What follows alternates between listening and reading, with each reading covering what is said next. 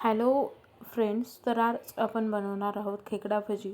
खेकडा भजी ही मोस्टली ही भजी सगळेजण वेगवेगळ्या पद्धतीने बनवतात, पण आज जी मी पद्धत सांगत आहे ती खरंच तुम्हाला खूप आवडेल आणि नक्की ट्राय करून बघा.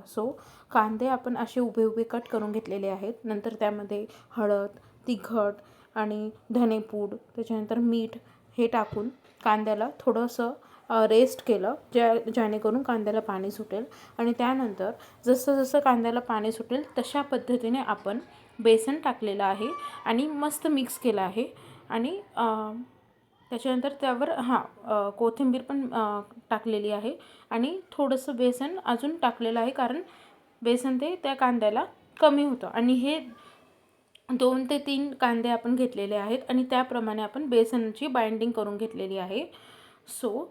जनरली काय होतं ना, की की सगळे म्हणजे मोस्टली लोक काय करतात, की ते बेसनच्या पिठामध्ये कांदे टाकतात, पण आपण ह्याच्यामध्ये कांद्यामध्ये बेसन टाकणार आहे आणि बाइंडिंगसाठी आपण तांदूळाचे पीठ पण टाकणार आहे, ज्यामुळे भजे खूप खुसखुशीत होतील आणि तळल्यावर एकदम असे कुरकुरीत लागतील.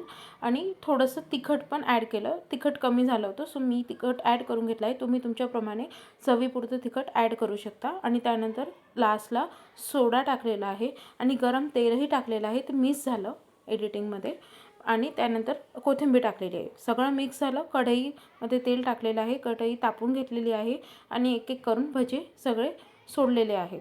तर अशा पद्धतीने बघा मी भजे तेलामध्ये सोडलेले आहे आणि ते मस्तपैकी खमंग खरपूस तळून घ्यायचे आहेत.